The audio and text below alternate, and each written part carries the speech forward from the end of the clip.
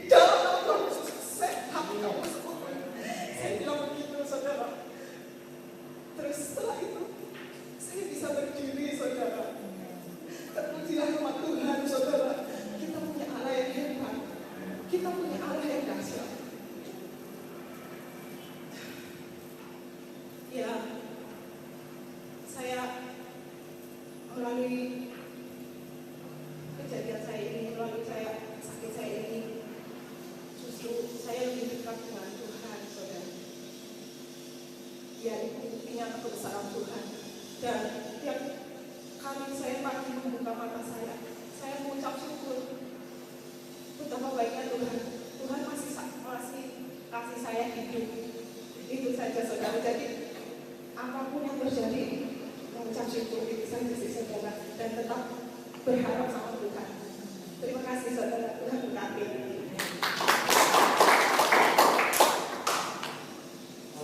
Tuhan, satu kesaksian yang luar biasa dari Tuhan.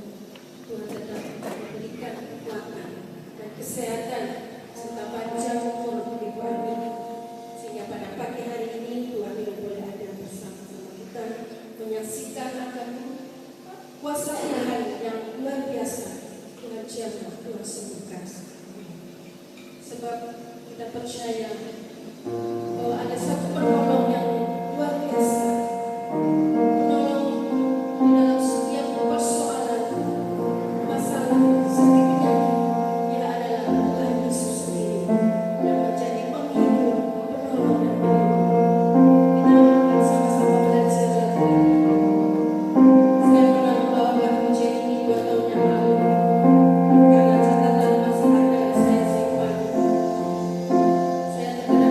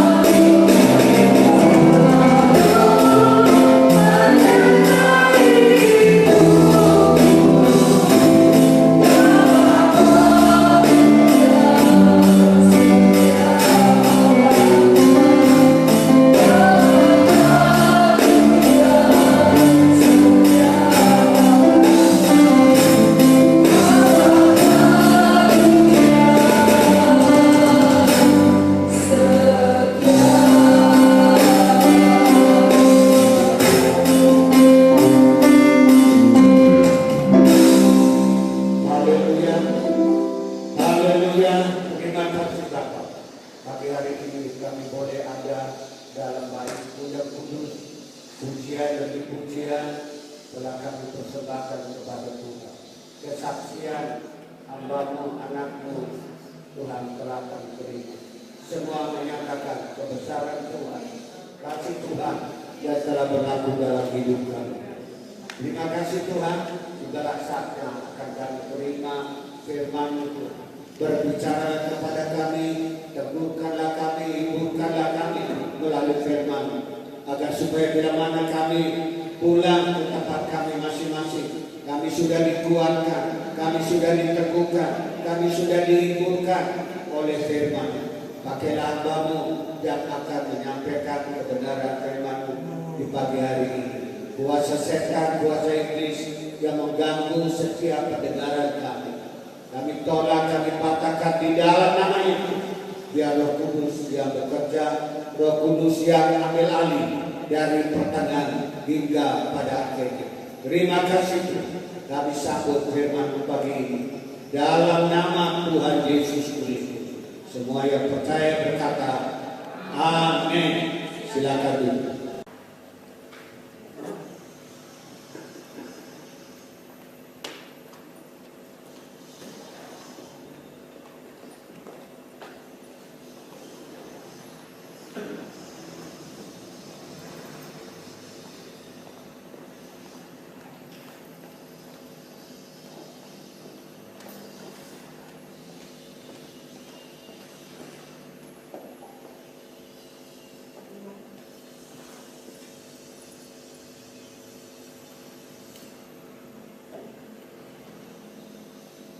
Tuhan, kita sudah bersyukur dengan nama Tuhan, dan juga saatnya kita akan mendengarkan sebagian dari firman Tuhan. Firman Tuhan pada hari ini saya berjudul berkat balik pergumulan. Berkat balik pergumulan. Kita akan baca, kita akan buka Alkitab kita di dalam Kejadian 32, Kejadian 32 ayat yang ke-24 sampai ayat yang ke-30. Kejadian 32 ayat yang ke-24 sampai ayat yang ke-30. Demikian firman Tuhan. Lalu tinggallah Yakub seorang diri dan seorang laki-laki berbulan dengan dia sampai fajar mengisi. Ketika orang itu melihat bahwa dia tidak dapat mengalahkannya, ia memukul sendi pangkal paha Yakub, sehingga sendi pangkal paha itu terpelecot. Ia berbulan dengan orang itu.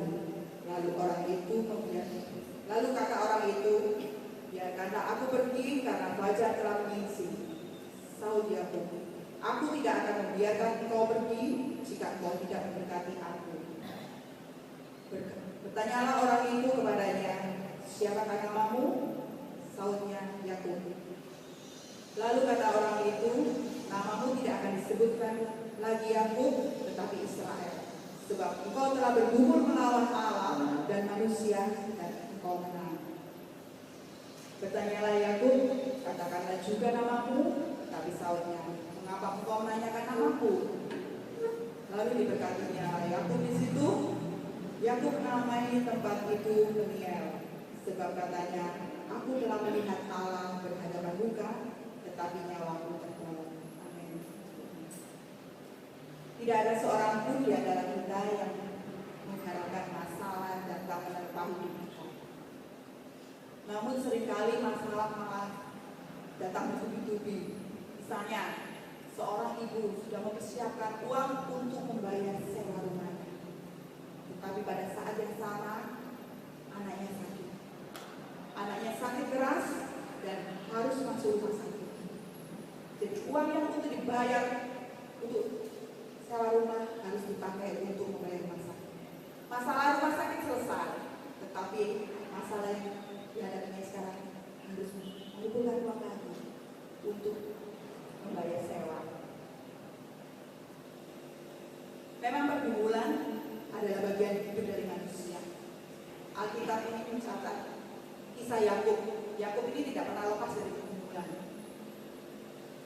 Yakub menipu ayahnya Ishak sebagai pura-pura menjadi Esau dan untuk mendapatkan hak kesulungan. Apa yang ia tabur, itulah yang dia tuai. Ia harus melarikan diri dari kejaran Esau yang hendak membunuhnya. Ia kemudian harus lari ke rumah pamannya yang bernama Laban. Laban berkali-kali menipunya. Yakub menginginkan anaknya, anak Laban yang bernama Rahel menjadi istrinya, tetapi Laban menipunya, diberikan Lea itu. Yakub harus bekerja lagi 7 tahun untuk mendapatkan Rahel. Yakub merasa bebannya itu begitu berat,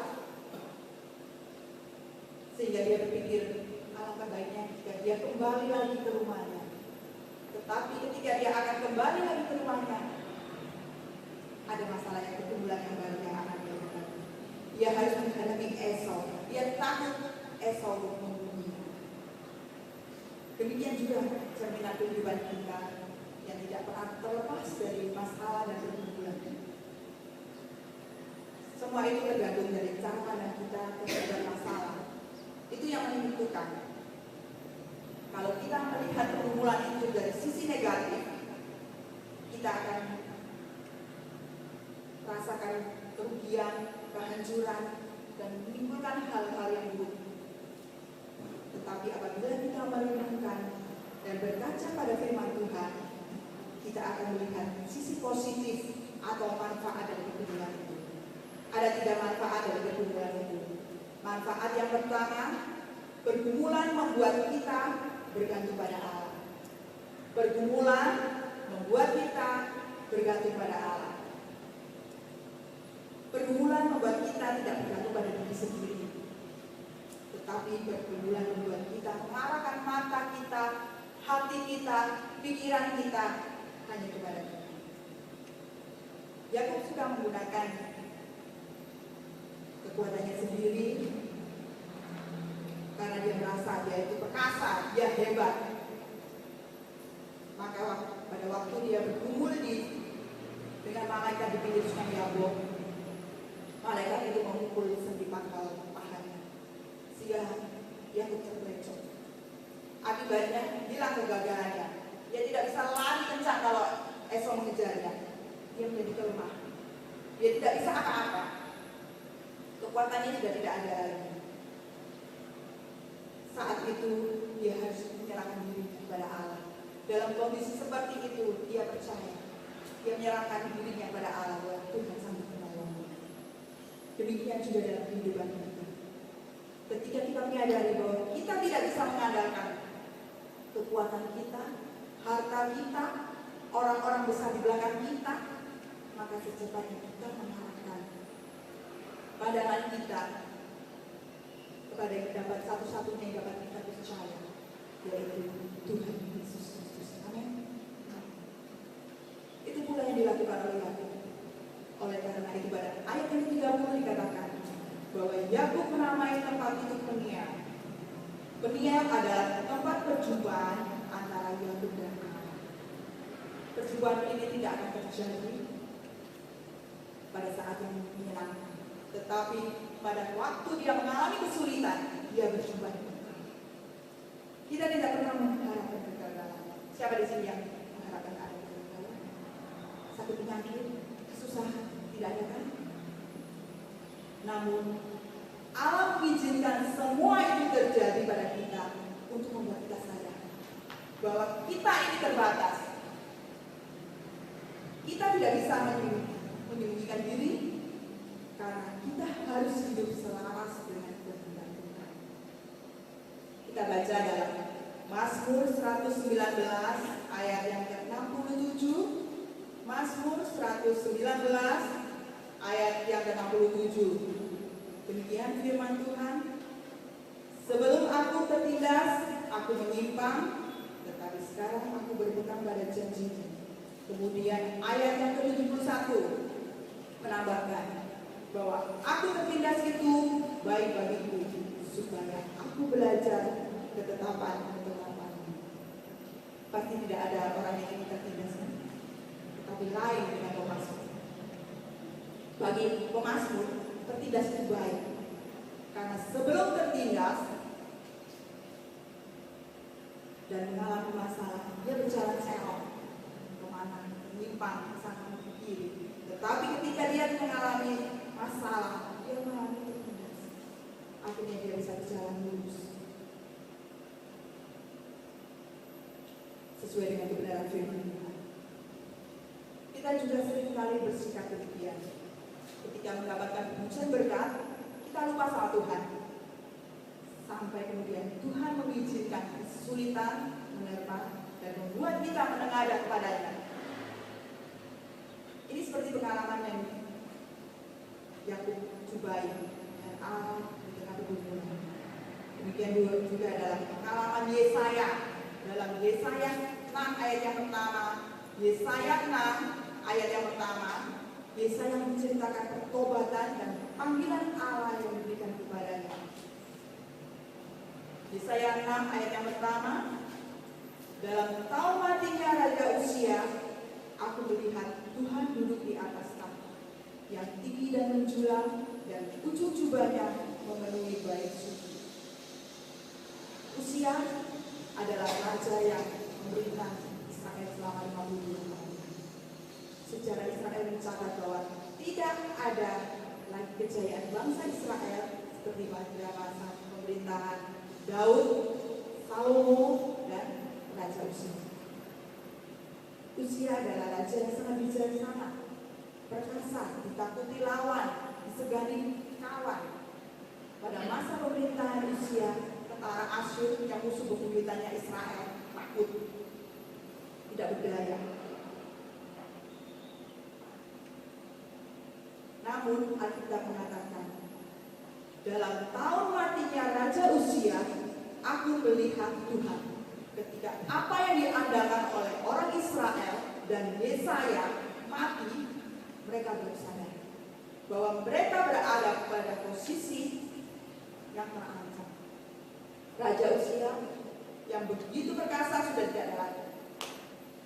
Keguncangan terjadi, kegelisahan melanda umat Israel. Waktu itu sama seperti orang Israel yang lain. Yesaya mencari pertolongan kepada oknum yang lebih besar daripada rajanya, dan ia berjumpa dengan Allah. Kapan Yesaya berjumpa dengan Allah? Dia berjumpa dengan Allah dalam masa kepedihan ketika menangisi kematian Raja Uzia. Bagi Yakub, kalimat di atas berbunyi, dalam masa aku bergumul di Peniel, aku melihat Tuhan. Mungkin bagi kita kalimat ini berbunyi, pada tahun usahaku bangkrut, aku berjumpa dengan Tuhan. Atau dalam tahun aku sakit dan lama tidak sembuh, aku berjumpa dengan Tuhan. Itu adalah kita dapat berjumpa dengan Tuhan. Tuhan mengizinkan kesulitan terjadi bukan dengan maksud jahat, melainkan supaya kita memandang kepadanya dan mendapat kekuatan. Kapan Israel melihat mujizat Tuhan yang bisa dilihat oleh seluruh bangsa? Saat terpojok karena dikejar oleh Firaun. Mujizat terjadi justru ketika kesulitan yang mereka hadapi. Mereka melihat kuasa yang besar, kuasa yang dahsyat. Mereka bisa berjalan di atas laut. Laut terbelah jadi kering, mereka bisa berjalan. Itu adalah mujizat yang bangsa lain bisa melihat saat mereka mengalami kesulitan. Demikian juga Daniel. Kapan Daniel mengalami kesulitan? Akan mengalami mujizat Tuhan, mujizat yang besar. Bukankah ketika ia dimasukkan dalam gua singa,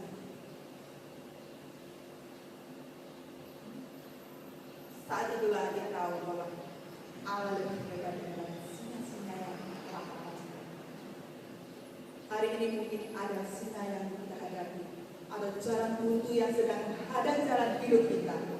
Namun percaya bahwa gua singa dapat menjadi tempat pertemuan pribadi kita dengan Allah yang Maha. Amin.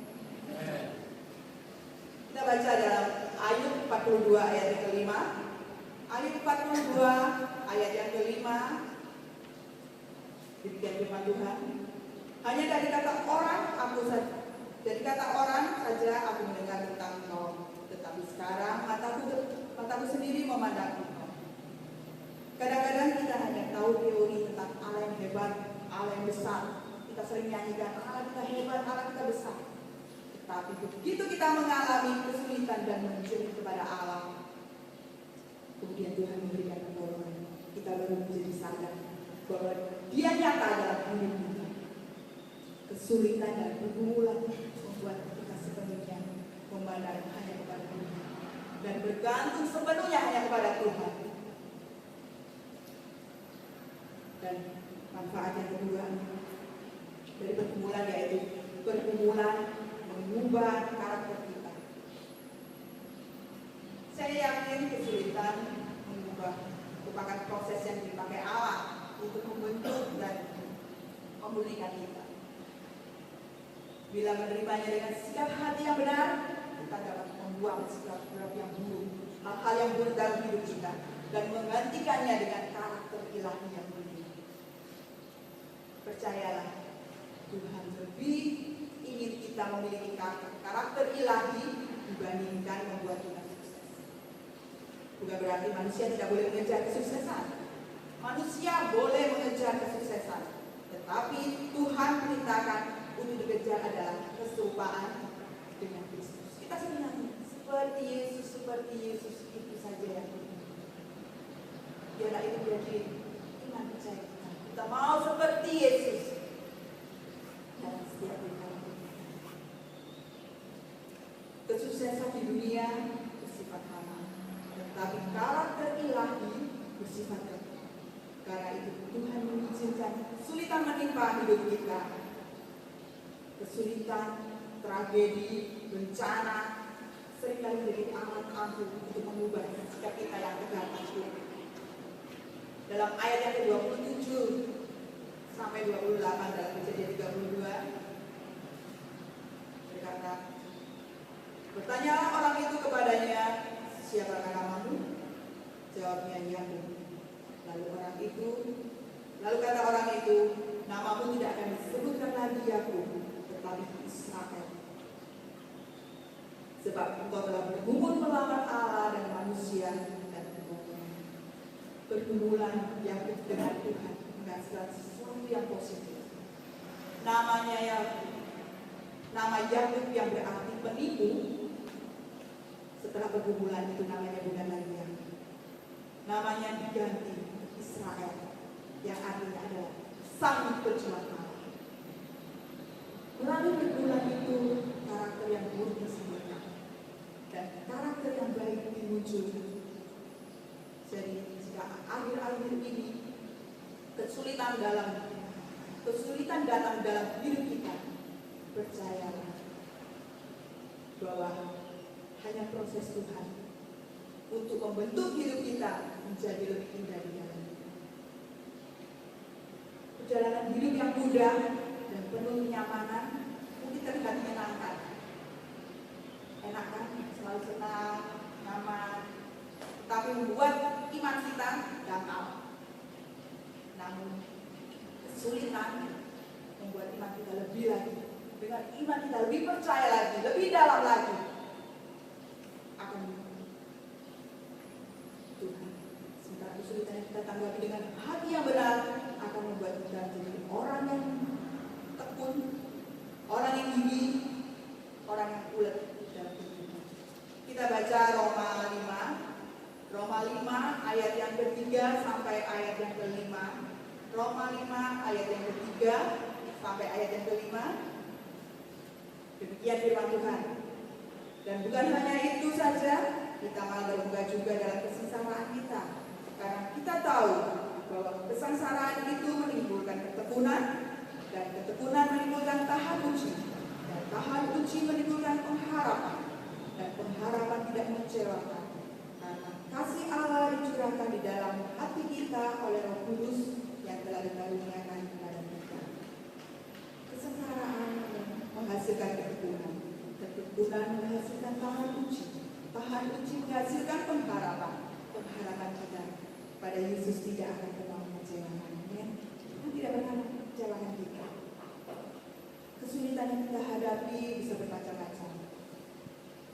kesulitan dalam bentuk keuangan, kebiayaan hidup sehari-hari, kesulitan dalam masalah keluarga, sakit penyakit, dan lain-lain. Kita mengalami kesulitan.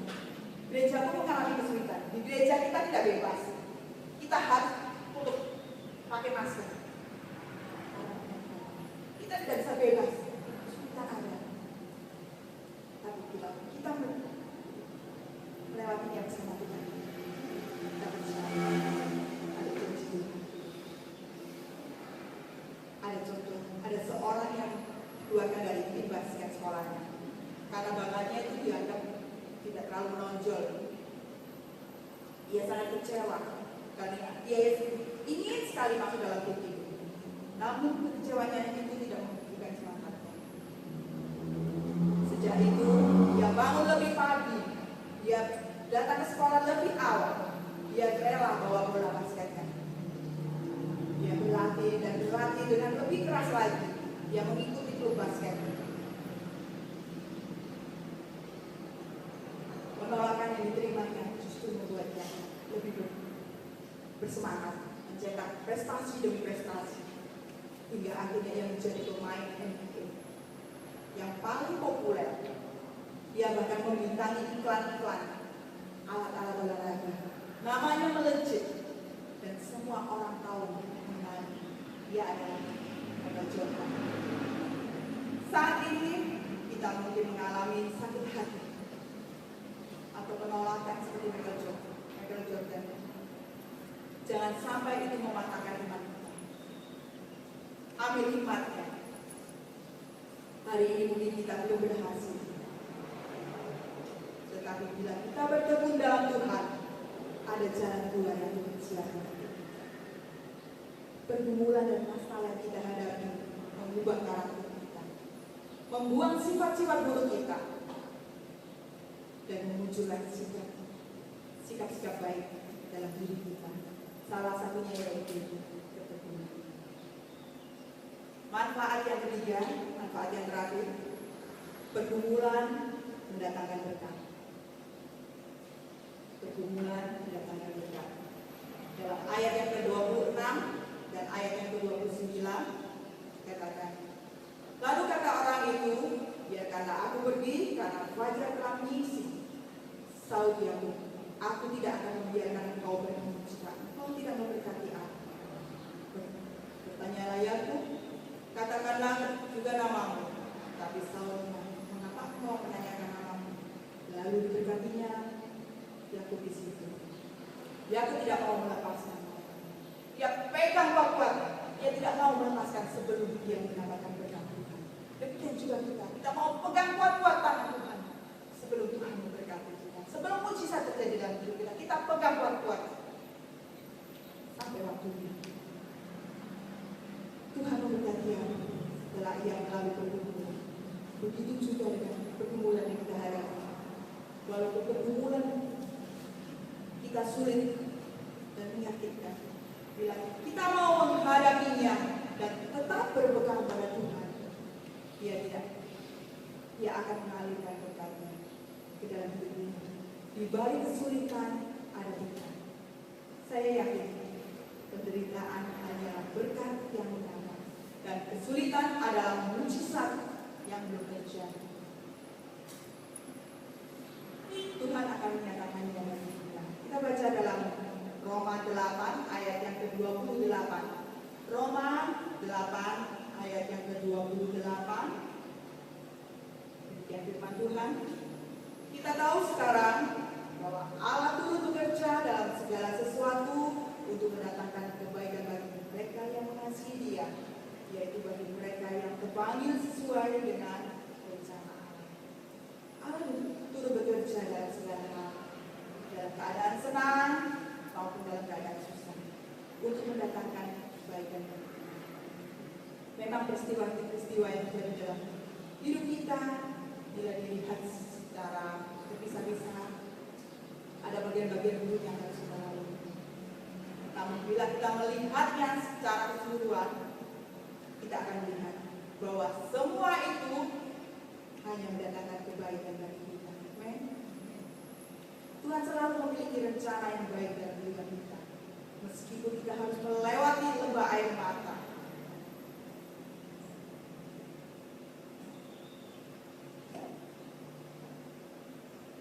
Jika saat ini kita sedang ditimpa masalah, percaya bahwa ada berkat di balik semua itu. Karena itu, jangan menghitung masalah, jangan menghitung persoalan yang kita hadapi, tetapi hitunglah berkat yang Tuhan berikan bagi kita.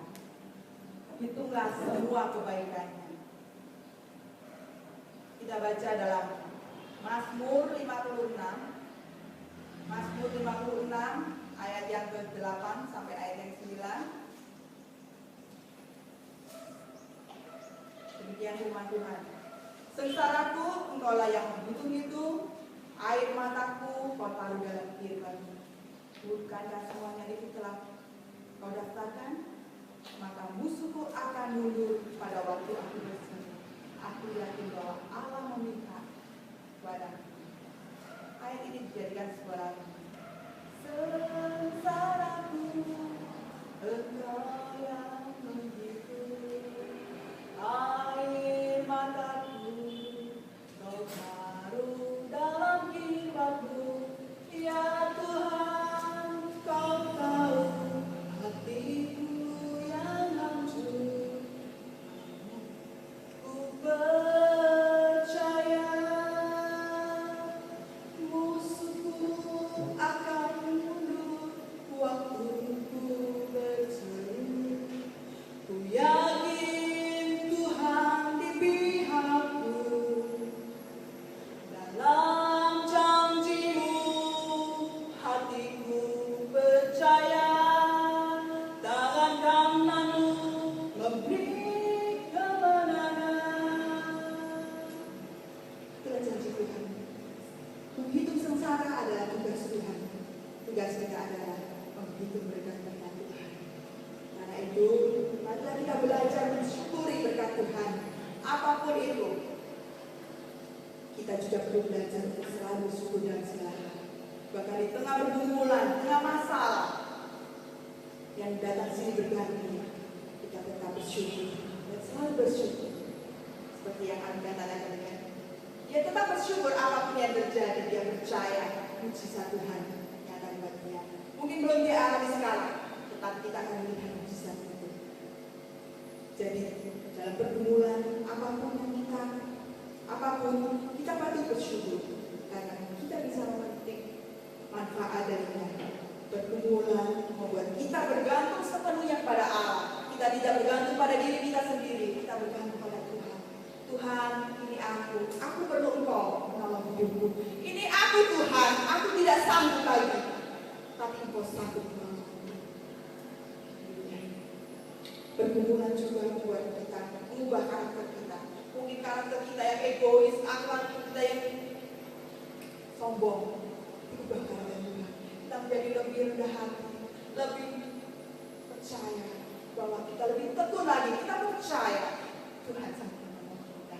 Dan pergumulan dapat mendatangkan berkat bagi kita. Jika kita tetap tekun dalam Tuhan, maka kita akan melihat berkat-berkat Tuhan tercurah bagi kita semuanya. Amin. Puji Tuhan. Demikian firman Tuhan yang dapat saya sampaikan pada pagi hari ini. Biarlah Tuhan memberkati kita semuanya. Saya udah kita makin berdiri, main musik, maju di depan. Kita akan menyanyikan pujian bersama Tuhan. Kita dapat melewati semua. Setiap pusing dalam hidup kita dapat melewatinya jika kita bersama-sama dengan Tuhan Yesus.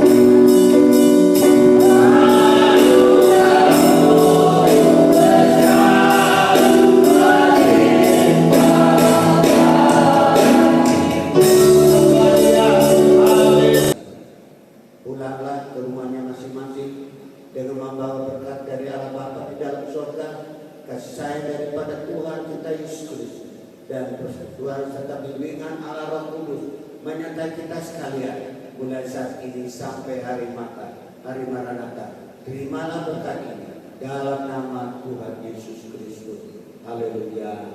Amin.